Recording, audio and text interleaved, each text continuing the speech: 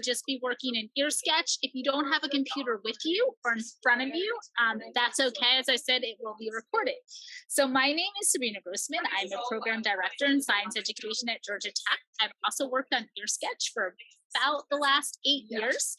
And I love the program, and I'm really excited to continue to share. I know we have kind of a combination of some teachers from NAP and also some teachers from CSTA joining us. Thank you so much for sharing your time with us on an afternoon, either before, during pre-planning, or before the start of your school session. So with that note, I do just have a few slides that I want to share with you at the beginning, and then we're going to jump right into EarSketch.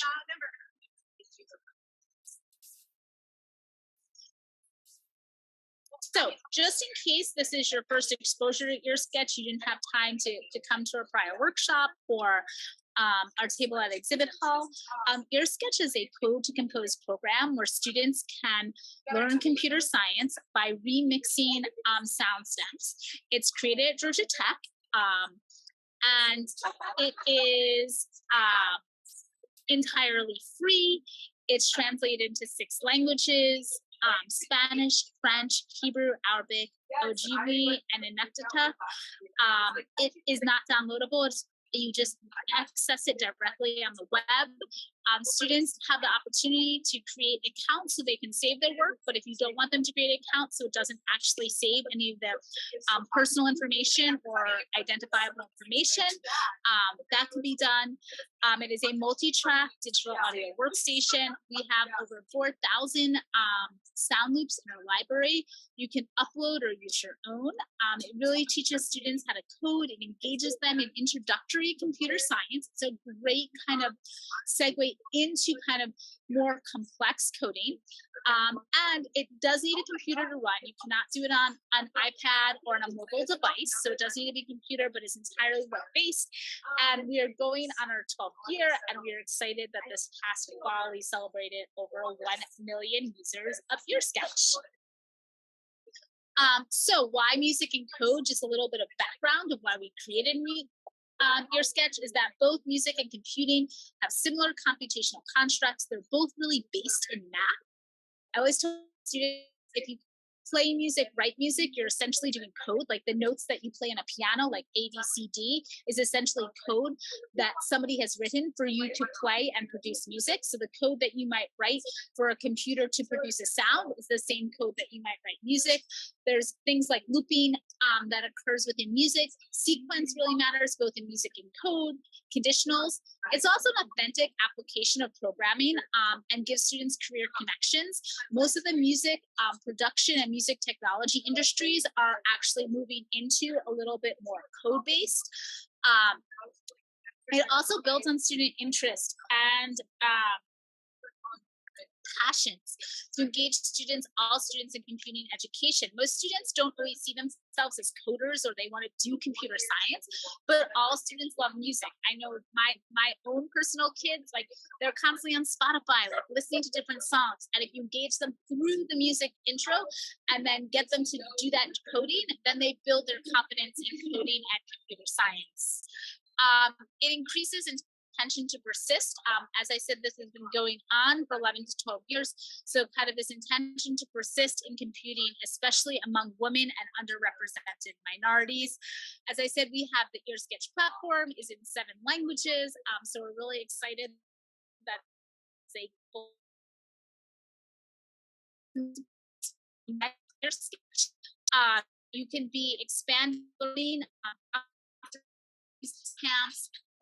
Also in classroom and school, we have full 10-week programs in computer science principles class, but we also kind of have our code or your voice of power, which are kind of 1-hour sessions or 1-week sessions. Just a little example, after school clubs, students can become code DJs, work towards coding a song on EarSketch, get badges. We have summer camps, 1-week sessions. They learn how to code, Python and music production. After school, Saturday hackathons.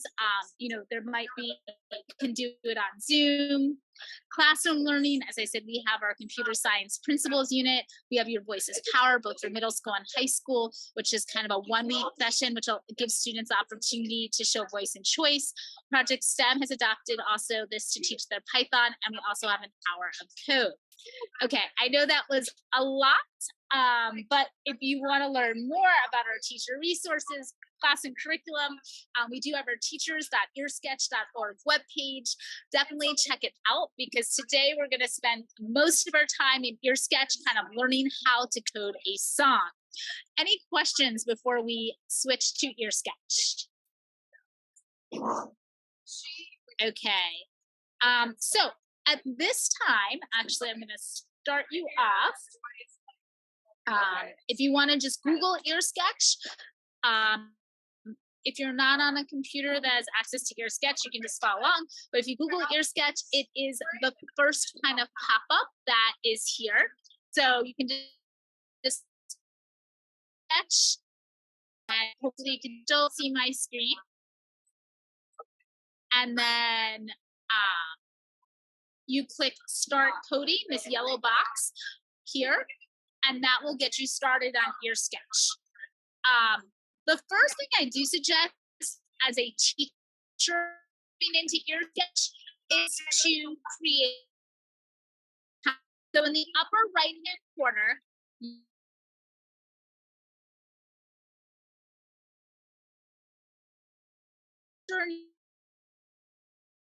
mine's already kind of putting it, and create a username and a password. I always recommend that just create something that you would remember. But for your students, I also recommend that they don't put any part of their first or last name, because you can search different usernames or share usernames. So I always say, like, choose your code DJ name and have them be creative. Think of something and use that as their username. For password, because there's not confidential information behind it, I even sometimes tell teachers, like, just do like period 1, period 2, so everybody has the same password, because if students forget their password, often they cannot access their work. We want to make sure they can do that. I'm going to give everybody a minute or two to just create an account and log into EarSketch. And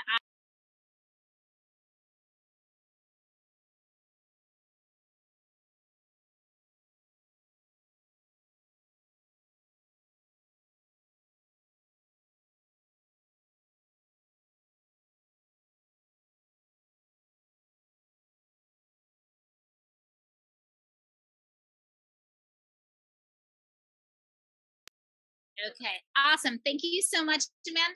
We will now take a look at our platform and get started in coding. This is the digital audio workstation. I'm going to give you a quick tour. When you log into EarSketch, there might have been a pop-up that came in that asked you if you wanted to do the quick tour. You could X that out, because I will be doing the quick tour for you instead. So on the left-hand side, you have your content manager. This is where all of your sounds are stored. And if I mentioned that EarSketch has over 4,000 different sound loops from artists such as Alicia Keys, Sierra, Common, it's going to say Pharrell, Richard Devine, who's a techno artist outside of Atlanta, Young Guru, who is Jay-Z sound engineer. We also have Izari and Carvalho, who are Puerto Rican salsa artists, Milk and Sis, who are Latin Grammy Award winners.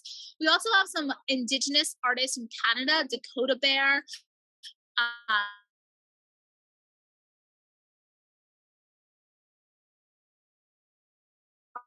library, and our artists as diverse as possible to appeal to as many students as possible, and give all students a voice when they are coding in EarSketch. It allows you to sort your sounds by artist, by genre, so dubstep, freestyle, gospel, house, Latin, or by instrument. So as students are building a song, they might want to build it, like they would be building a band. And also a new one is, if you have students that are really interested in music, they can also build it by keys. This next part of your content manager are your scripts. This is where all your student work is saved. So when students come back in and log back in, they can find all their prior work here. I have 402 scripts, but you probably only have a few or just one quick tour in there right now. The next is the API, and this is basically your library or glossary of different functions for EarSketch. So if you ever want to figure out how to do something in EarSketch or what a different command or function is, you can go into your API. It tells you what the function is. It tells you what all of the parameters are, and it gives you an example. You can also kind of copy that function directly into your code editor. You can open, toggle, and open and close your content manager by using the toggle things. The next is your code editor. This is exactly where you would type all your code, where you'll do all your edits. This is kind of your workspace. If you click run, on your code editor, your song pops up in your digital audio workstation. And this is basically what students might be used to seeing if they've used like GarageBand or Pro Tools, where you pop up kind of your songs. This gives you a visual of your code, which is also really important for our visual learners, to be able to kind of see their code so they can see, okay, I might have coded the sound to play for a certain number of measures. We'll dive a little bit deeper in. At the bottom of the code editor is your console. In this case, it will reply to your print commands. It will also tell you if there's an error, and it does tell you that my script ran successfully. On the right-hand side, you have your curriculum. This is a self-guided unit for both teachers and students. We have a curriculum guide or teacher guide that is at our teacher site. But for students, they can browse the curriculum. We have 3 units, and actually units 1, 2, and 3 will take about 10 weeks in the computer.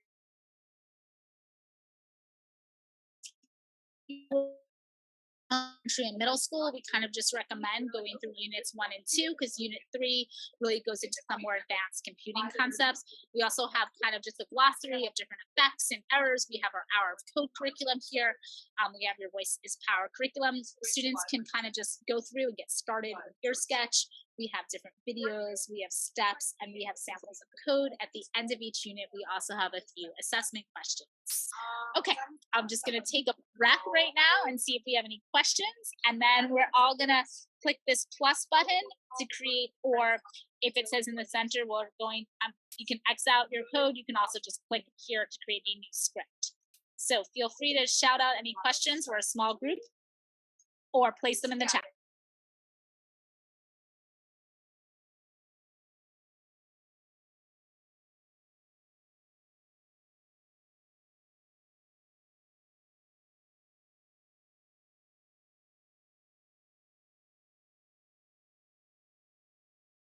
Okay, we're pretty quiet. And we see, I think we're good to go in that case.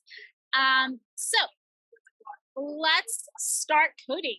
Click this blue line or the plus button to click here to create a new script. You can code in either JavaScript or Python, your choice.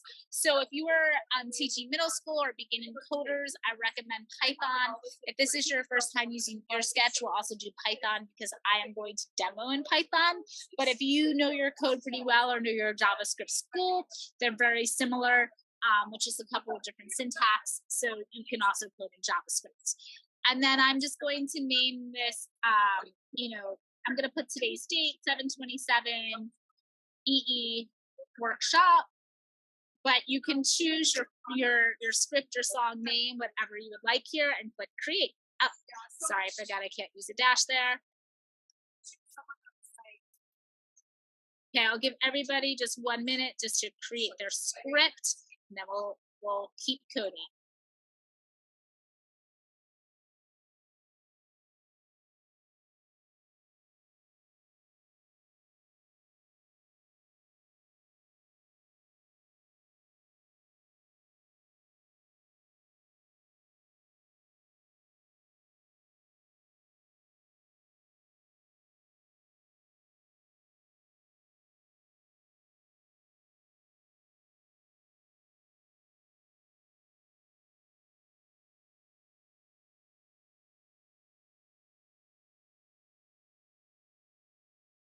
Awesome. So what you'll see when you create your script is in the code editor, and you actually won't have anything in the digital audio workstation because that's because I ran my code earlier.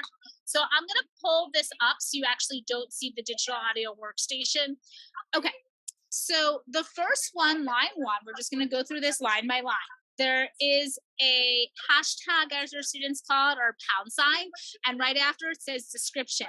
This is just some notes that your students may make about their song. As a teacher, you may want them to write, maybe the assignment, assignment 1 is here, so they can, when you're grading it, or they can identify the assignment, or they might write, a song about back to school, just some notes about their song, because if they start to get a lot of scripts, this will help them identify what this song is. Okay, then anything below line 2 here is where you're going to start your code. Once you have here from EarSketch import, this kind of brings in all the EarSketch functions. And then you have something called set tempo. Tempo in music is kind of the pace of music, the beats per minute. 120 is basically a marching beat. It's your pop music. It's probably a little faster than actually a lot of the pop music on the radio, but it's a pretty fast beat. You can set your tempo between 40 and 220. 220 almost sounds like you're going to break your computer. But you can set your tempo at any pace. We'll talk a little bit more about tempo because you can actually change your tempo throughout the song. A lot of the stems I'm going to use today have a slightly slower tempo than 120. Move this down to 95 just so my song sounds a little better. You can actually in the sounds, if you kind of hover over each sound, it will tell you the original tempo. So EDM is like 128. So depending on the sounds that you're using, you might want to adjust your tempo.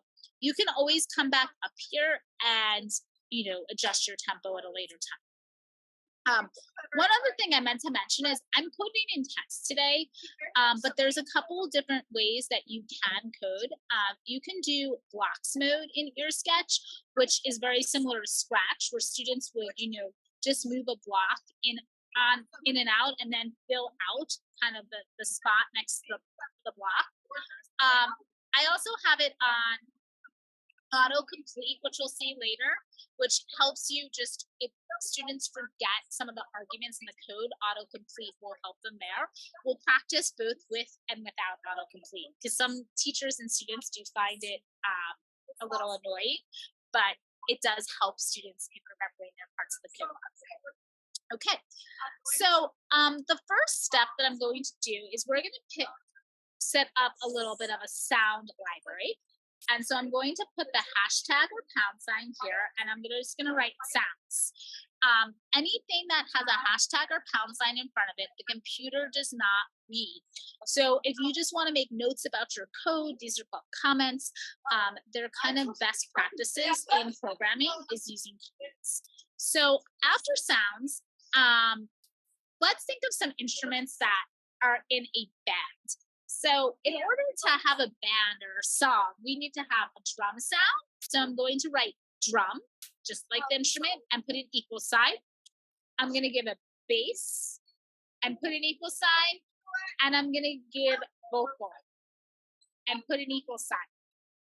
And then what we're going to do is we've created 3 variables. Basically, variables, just like math, is like x equals 1, and then anytime that you have x in an equation, you just substitute in 1. Variables are like holding boxes. So if I create a drum variable and then I put a sound next to it, that anytime I use drum in my code, that sound is going to play. Variables save us time in coding too, because we can just write drum over and over again instead of trying to find the sound that matches that drum sound. Okay, we have drum right here. And now we're going to kind of search for sound. So I'm going to go to instruments here, and I'm just going to click on drums. And then if I scroll down, it actually says there's over 2,000 drum sounds, which is kind of crazy. They're not all drums, but they're percussion, so claps and stomps. So I'm going to scroll down and I can choose any drum sound. Now, this kind of gives me some random recommendations. I'm not 100% sure. I think these are just kind of recommendations that are similar in tempo or just things that I've used before. But later in your song, these recommendations might have similar keys or fit better with your song. So you can listen to it by clicking the green triangle to play.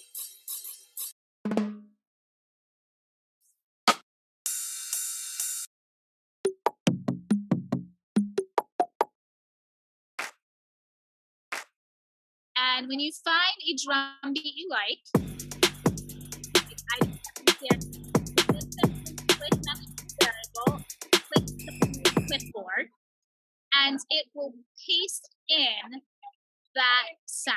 Now, I recommend that you always paste it in because as you can see, these sound names are long and there's very easy ways for you to make an error in typing. And then if you want to overcheck it, you click it, put it again. And then you could take off drums and then click on bass so I can clear filters. Click on bass. And then you could actually see like it will recommend some basses that might go with the drum sound.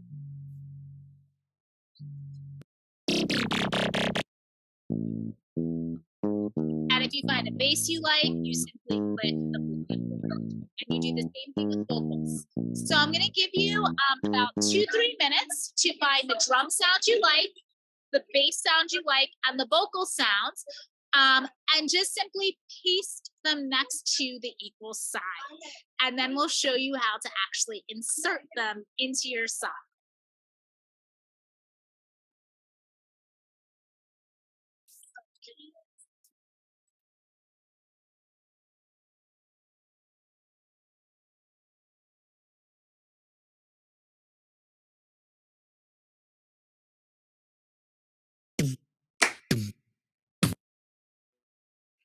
Don't know why I'm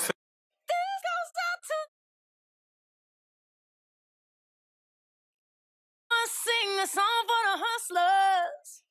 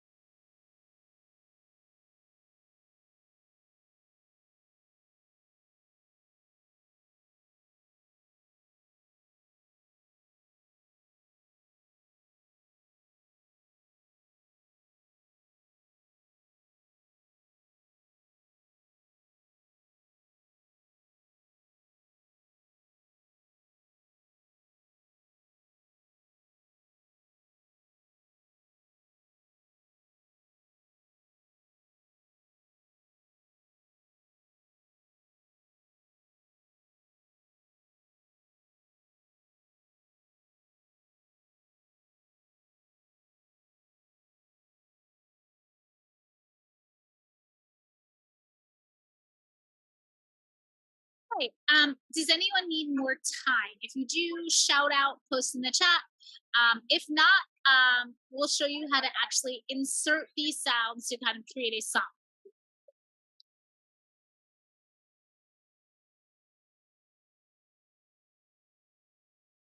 Okay, the next step that we're going to do is use the fit media function. Fit media is the function that tells the computer to play a sound.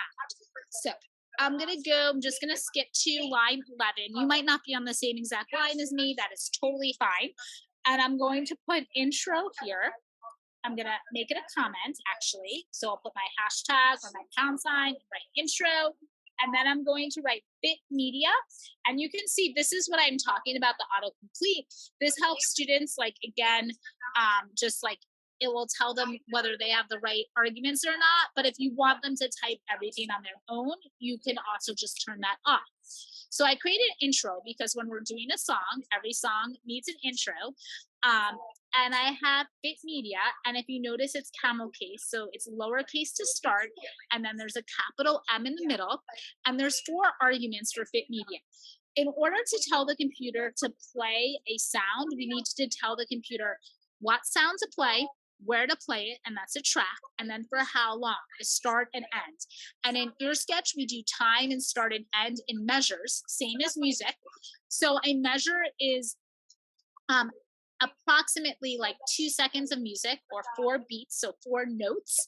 And yeah, usually with a 95 tempo, it's a little over 2 seconds. With 120 tempo, it is exactly 2 seconds per measure.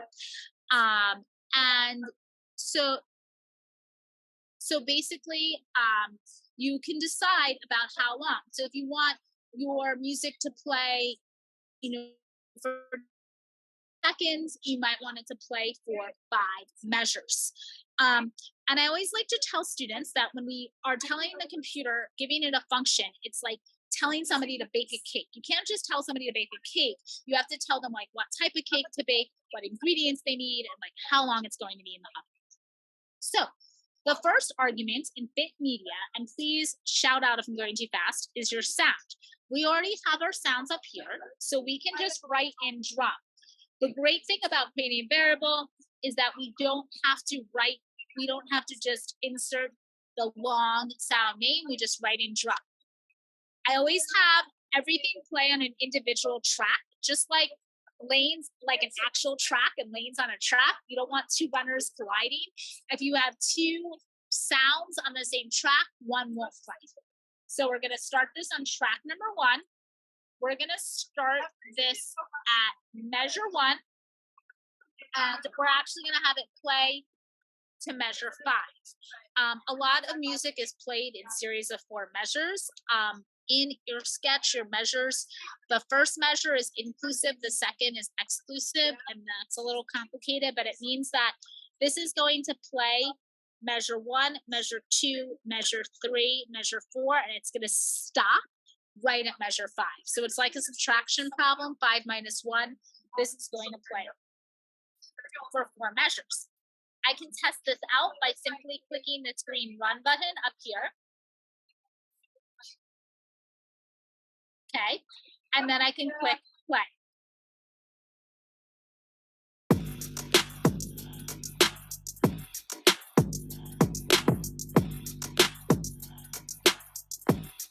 And you can see this played for 4 full measures. It's actually exactly 10 seconds because, as I mentioned, each measure is from 1 to 2 is just a little bit over 2 seconds, so closer to 2.5 seconds.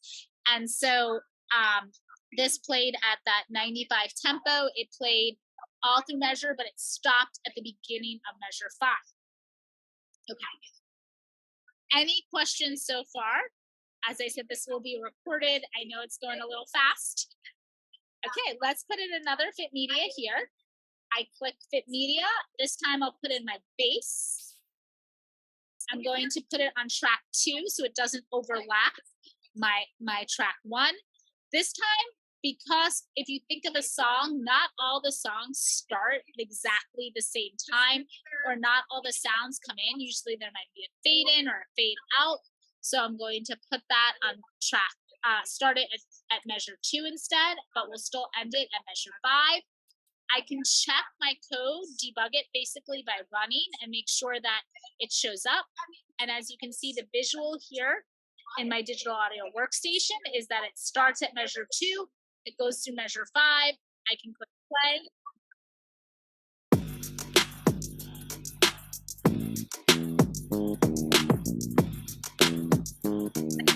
Here, that bass, we're going to do something to fix that. Let's set effects in a little bit. Okay, let me add in my vocal. I put Alicia Keys as my vocal, so I'm going to type Fit Media again, put my sound as my vocal. I don't want my tracks to overlap, so I'm going to start it on 3, I'm going to actually start, just have this vocal play for 2 full measures. But measure 5 and click run.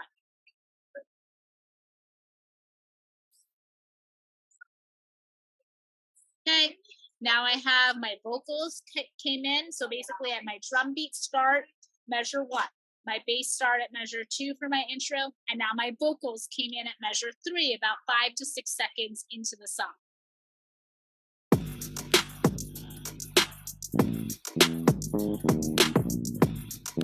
Sing the song for the hustlers.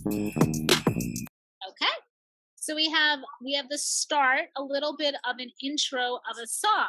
I'm just going to stop for questions, and then I'm going to show you set effect, and then I'm going to challenge you to code kind of a verse on your own.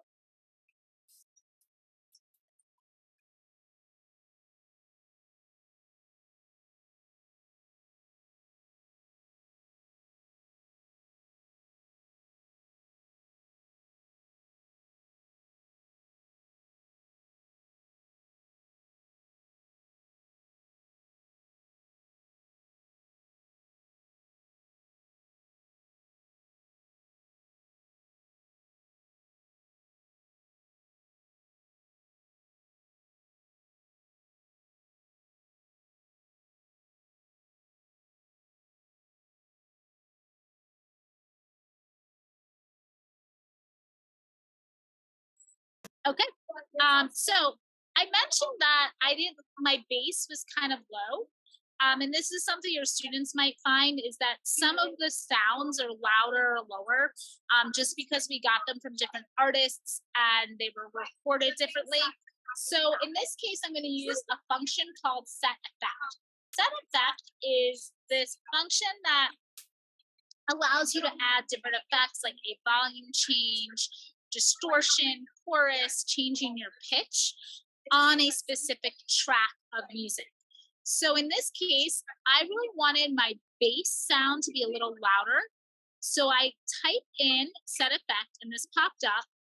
And the first argument that set effect has is the track, because it actually goes on the full track. So I'm going to put it on track number 2. In this case, I want my set effect to be a volume set effect. So I'm going to type in capital volume. The parameter for whether I decrease or increase my volume is always going to be gain. So I'm going to type in gain here.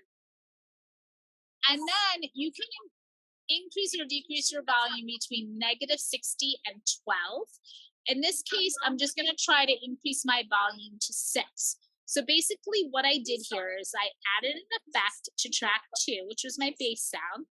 And I said, I want the volume to increase from 0 to 6. And then I'm going to run it.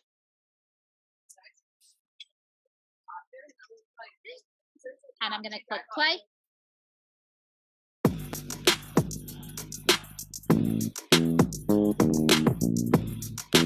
Sing the song for the hustlers. Okay, I like it. I can definitely hear my bass a little more than I did before. There's also, you can use set effect with envelopes. So I can do set effect here. And let's say instead of having my volume increase, I'm going to put a hashtag here. So this is just, my computer doesn't read this. Let's say you wanted the bass volume to increase, to kind of fade in instead of just be lifted all at once. I'm still going to put my effect on track 2. It's still going to be volume. Okay. Parameter is still going to be gain. And in this case, let's say I have my start value. I'll do 1. And then we'll start that because my bass comes in at measure 2. So I'll start it at measure 2. I'll have my end value maybe be 8. And it will get loud by the time it reaches the end at measure 5. So this is a great example if students want to do a fade in or a fade out, which is very popular for intro or outros of songs. Okay, and then I'll click code. I always have to click run to make sure that the change is reflected, and then I'll click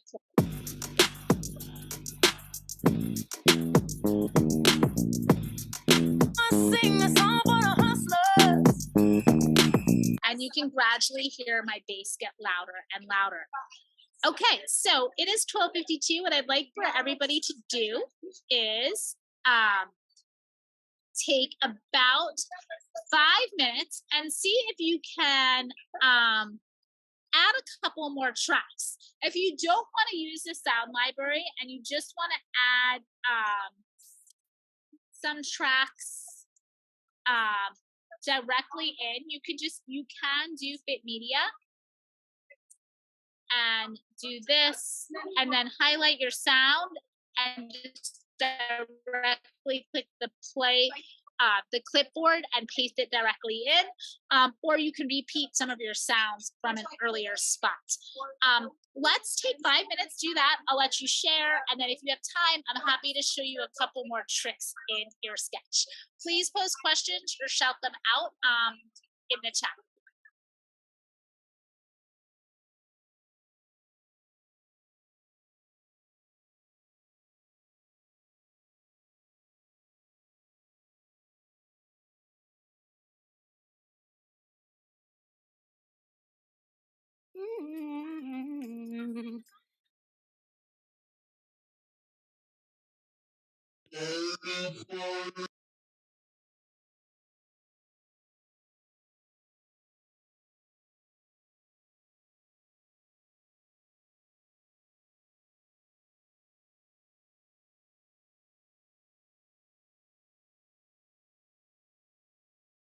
That's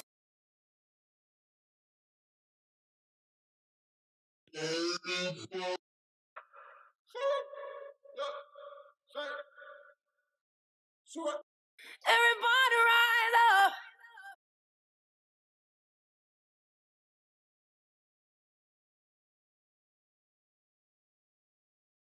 Hey Sabrina, This is my name.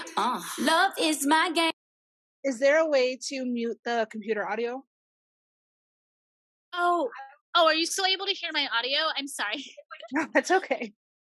I will stop playing around my computer audio.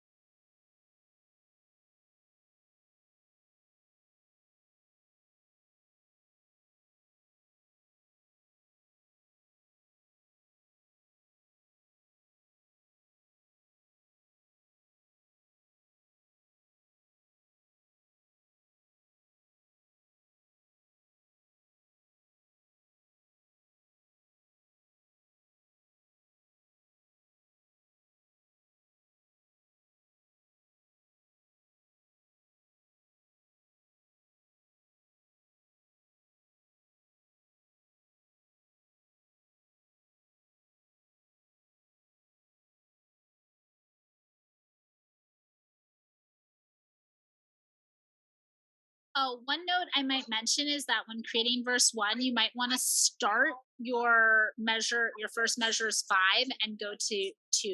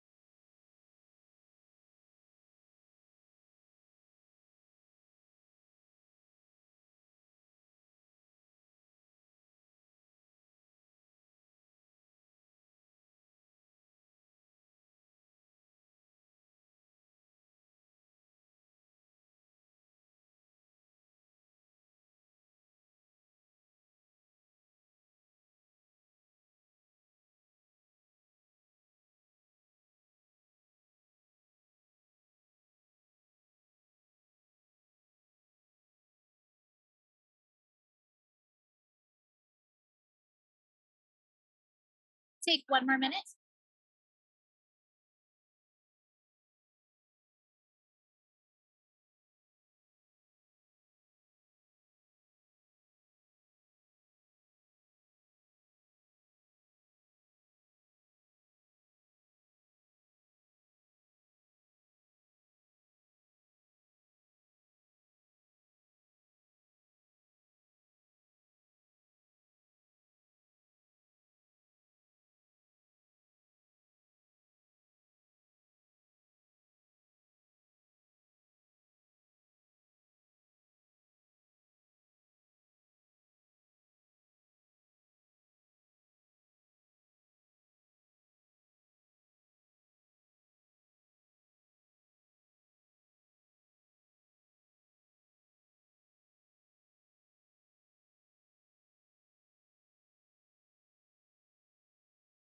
Okay. Did anyone have any questions? Was everybody able to add another fit media or two here? Um, you can see what I did is I actually did create two additional variables and paste them in. And then I did my verse one where I added two more fit media. I again I want to make sure my tracks don't overlap. So I did 4, 5, and 6. And then I did my measures from 5 to 10. But again, I in this case, I actually stopped my vocal a little early. I started my bass a little later. And I can run that and then just see it here.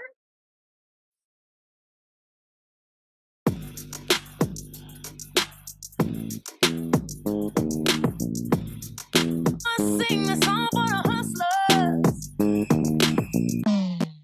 I sing the song for the hustlers. I sing the song for the. So that there's definitely variation in this song. I think I was trying not to test my sounds, but a lot of when creating a song, it is important to have kind of you have your melody, you might have the same drum beat in the back, but then having some variation between your verse and your chorus to kind of signal that difference. Would anybody like to share theirs? And if you want to share your link, you can simply click the button share, and then you can use this clipboard and click copy and just put that in the chat.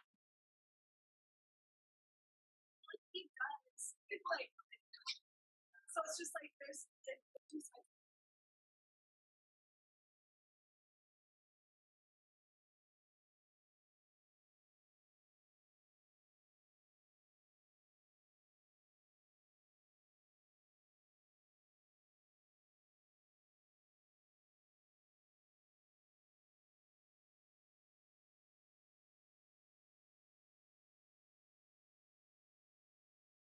okay, thank you, Amanda. I just opened yours up. So I'm going to run your code. And I'll also demonstrate kind of Amanda's code. Oh, so Amanda actually also created some custom functions here. I love it. So one thing Amanda did is instead of just doing the intro and her fit media and her set effect, is she created functions so she can then call them multiple times. And again, this creates a little bit kind of more compact code. And custom functions is a little bit more advanced. So Amanda, I love that you introduced this to us. But what it does is then if she doesn't want to write any more code, she can actually, I'm going to import hers to edit, just repeat them over and over again. And so it just does, this is something that as students get more advanced and it lines of code to use this D function and allows them to repeat their code. So I believe I ran, let me run Amanda's code. And then we'll see, we'll play it. And then Tammy, I just saw yours in the chat, so we'll get to that. Okay, here we go. Author of my destiny, but they telling me differently. We just wanna live our lives, we don't wanna have to worry. Tell me, can you help me? It don't seem like you've been in a hurry. I just wanna be me, I just wanna feel free.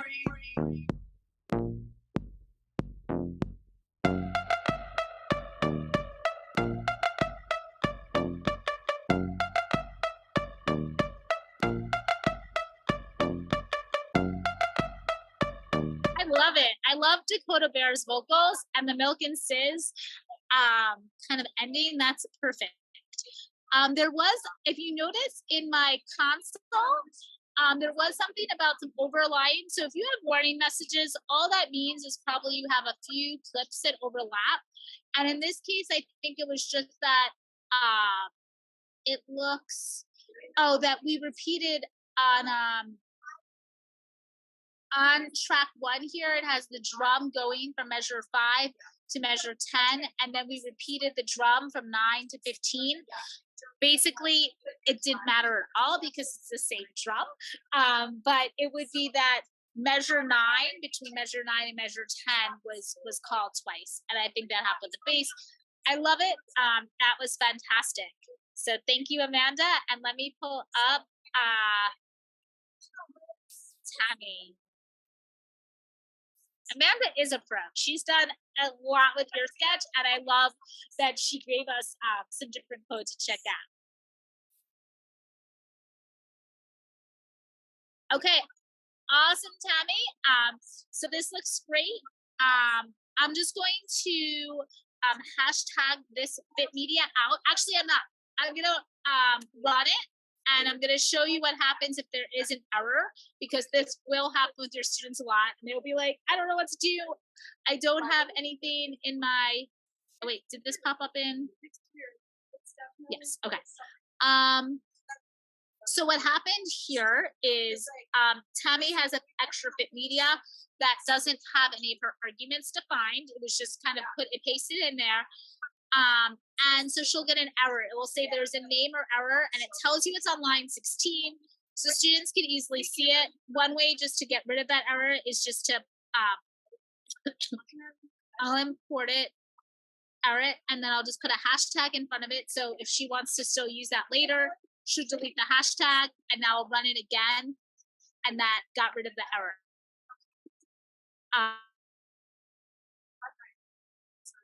And then there we go. Let's listen.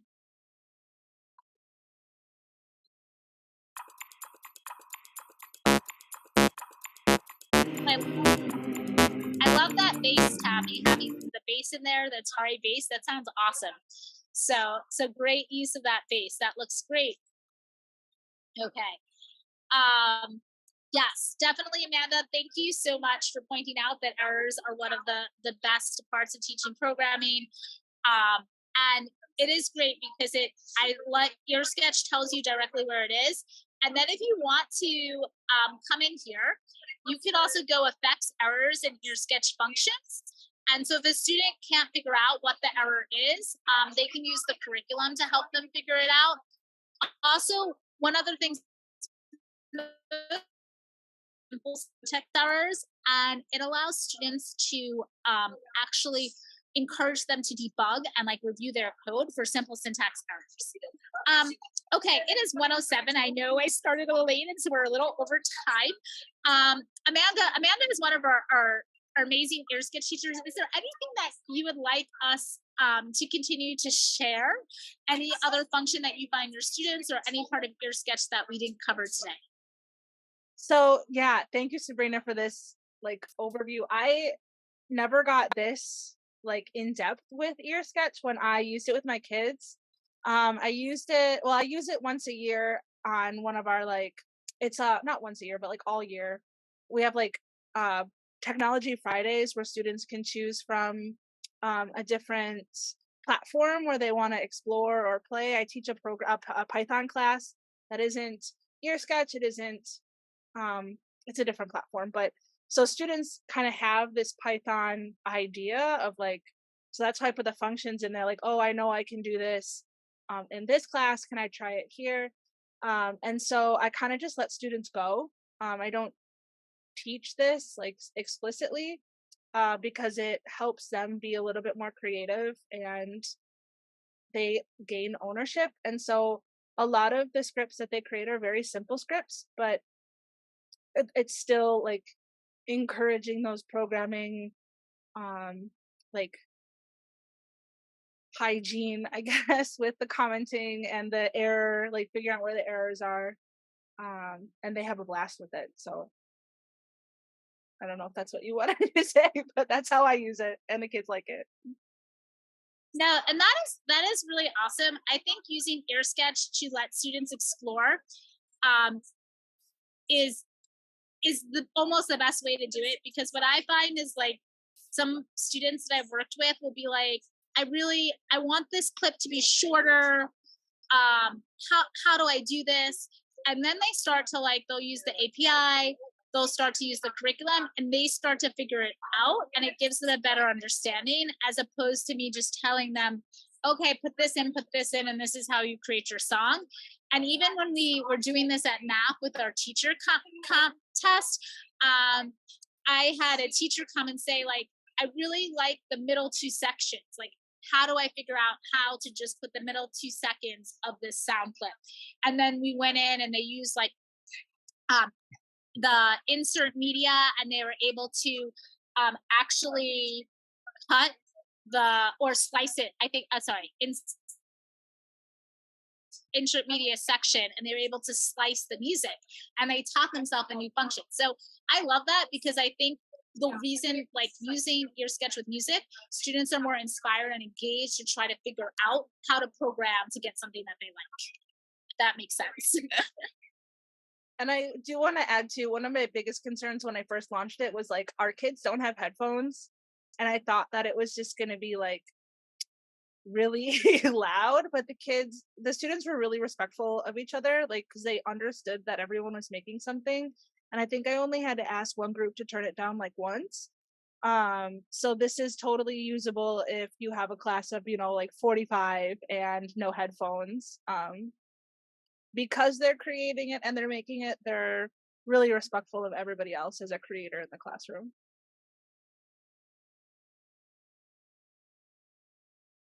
Awesome. Thank you so much, Amanda. Any other questions?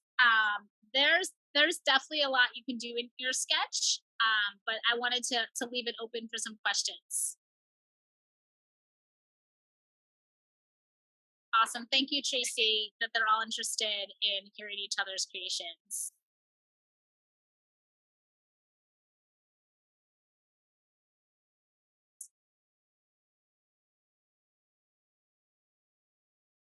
Yeah, and so one thing that I mentioned earlier is that you can, if students want to change the tempo, for example, if I wanted my verse 2 to be to start out at 95, but maybe get faster, I could write 95 here, put in measure 5, and actually have it increase to 120 by the end, and then put in measure 10. So students can change tempo at any point. As I said, they can adjust the volume, they can adjust pitch.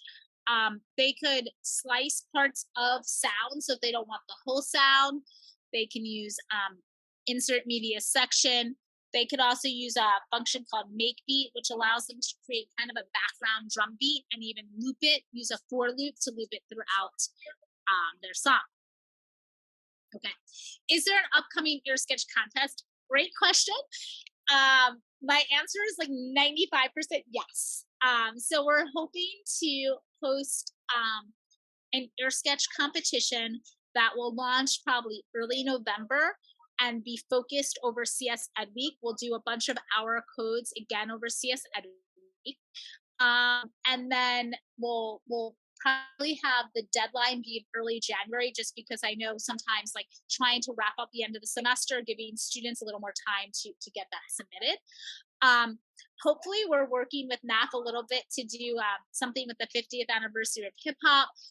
And so hopefully there'll be an expedition link to that, and that will flow into our competition. I think we're going to try and have the competition be themed a little bit around the 50th anniversary of hip hop. So we're just waiting for those finalists to happen.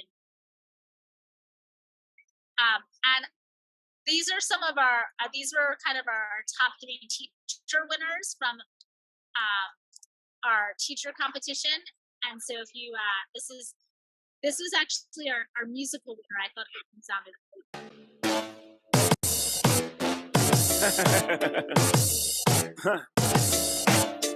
like the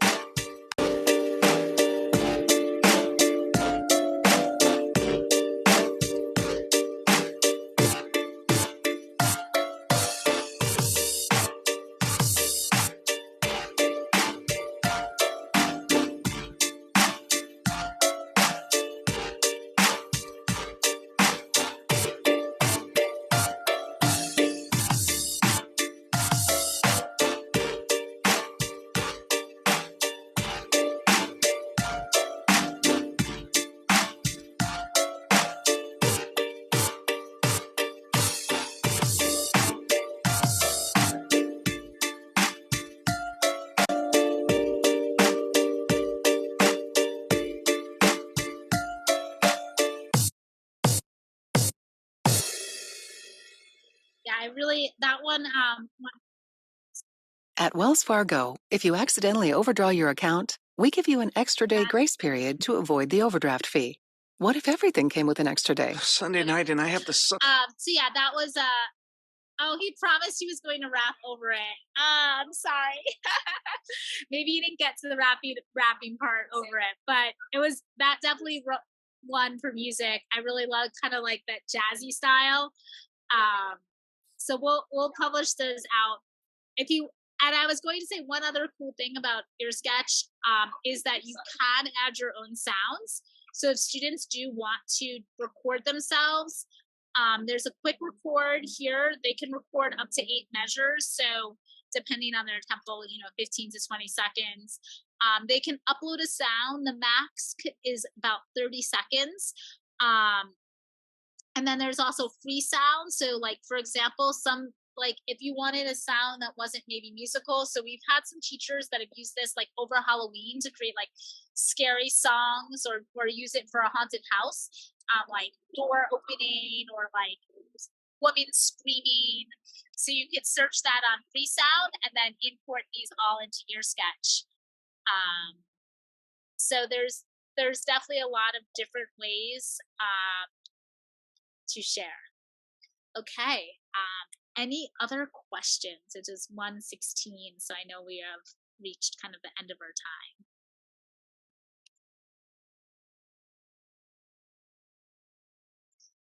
time. If not, awesome. Thank you, Tammy. If not, if you do use Twitter, you can find us just at EarSketch. We do like a lot of our announcements on Twitter.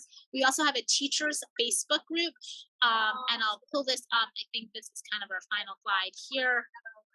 So let's see.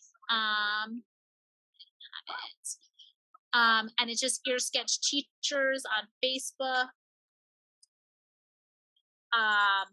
And then we also have our website, as I mentioned earlier in the session, teachers.earsketch.org. If you click on the compete page, as soon as we announce our next competition, it will be up there. We'll also announce any future teacher workshops. Usually we try to, and if you sign up on the teachers.earsketch.org teacher page, you kind of get added to our teacher email list. We promise we do not like spam you or anything. You simply probably only get like 2 emails a year, but one of the emails is announcing our competition. And if we do any more big workshops or big changes to the platform, we are actually pulling off doing a direct upload to SoundCloud very soon. So if there's any changes, we will announce that there. Any other questions that you might have? Well, thank you so much, Amanda, for helping today. And thank you just to our participants. Thank you, Tammy. Thank you, Tracy, for joining us this afternoon. Please feel free to reach out. I'm going to put my direct email here.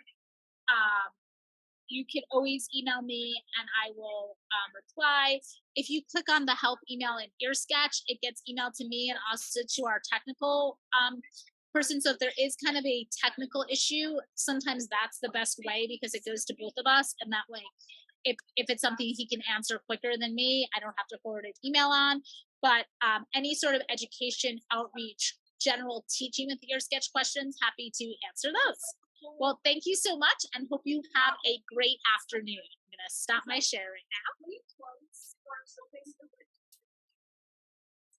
Thank you.